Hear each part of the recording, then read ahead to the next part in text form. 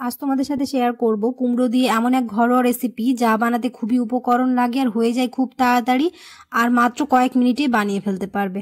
আসসালামু আলাইকুম, কেমন আছো তোমরা সবাই? নতুন একটি রেসিপিতে তোমাদের সবাইকে স্বাগত জানাই। কুমড়ো দিয়ে একবার এই রেসিপিটা বানিয়ে দেখবে, শুধু গরম ভাত নয়, রুটি বা পরোটার সাথেও দুর্দান্ত লাগবে।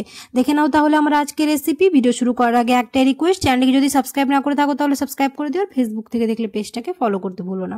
এখানে আমি কুমড়োগুলোকে খুব ভালো করে গোল গোল করে কেটে নিয়েছি। আর কুমড়োগুলো খুব মোটা আবার খুব বেশি পাতলা করে রাখা চলবে না, একদম মিডিয়াম করে কেটে নিতে হবে। এবার এটাকে যেহেতু ম্যারিনেট করব তার জন্য দিয়ে দিলাম হচ্ছে হাফ চা চামচ হলুদ গুঁড়ো, হাফ চা চামচ লঙ্কা গুঁড়ো, হাফ চা চামচ নুন, আর দিয়ে দিব হচ্ছে হাফ চা চামচ সরষের তেল। দিয়ে খুব ভালো করে সবগুলো কুমড়ো আমরা মেখে কিছুক্ষণ রেখে দেব। কুমড়োর এই রেসিপি বানাতে খুব বেশি সময় লাগবে না আর উপকরণও লাগবে খুবই কম। হাতের কাছে যদি কম সময় থাকে তাহলে কুমড়ো দিয়ে অবশ্যই এই রেসিপিটা ট্রাই করে দেবে, দুর্দান্ত লাগে। আমি এটাকে ম্যারিনেট করে কিছুক্ষণ রেখে দিয়েছিলাম। এখানে আমি একটা ফ্রাইং প্যান নিয়ে নিয়েছি। ফ্রাইং প্যান গরম হয়ে গেলে দিয়ে দিলাম হচ্ছে সরষের তেল। তোমরা এখানে যে কোনো ধরনের তেল দিয়ে এটাকে ভেজে নিতে পারো, তবে এটাকে হালকা তেল দিয়েও ভাজতে পারবে। আমি এখানে একটুখানি তেলটা বেশি করে দিয়েছি, হালকা তেলেও এটা খুব সুন্দরভাবে ভাজা হয়ে যাবে।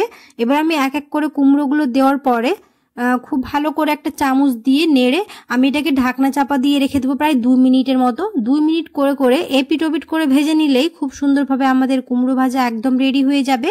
আর একটুখানি এরকম করে ঢাকনা চাপা দিয়ে দিতে হবে, এতে করে কুমড়োটা খুব তাড়াতাড়ি নরম হয়ে যাবে। কুমড়োগুলো ভাজতে আমাদের খুব একটা বেশি সময় লাগবে না। এক পিঠ আমি ভালো করে ভেজে নিয়েছি, এবার অপর পিঠ উল্টে দিয়ে আরও কিছুক্ষণ আমি ঢাকনা চাপা দিয়ে ভেজে নেব। শুধু গরম ভাত নয়, রুটি বা পরোটার সাথেও কুমড়ো ভাজা খেয়ে দেখবে, ছোট থেকে বড় সবাই খুবই পছন্দ করবে। আমি এখানে খুব ভালো করে উল্টে পাল্টে কিছুক্ষণ ধরে ভেজে নিতে হবে। এরকম করে সবগুলোই ভেজে নিতে হবে।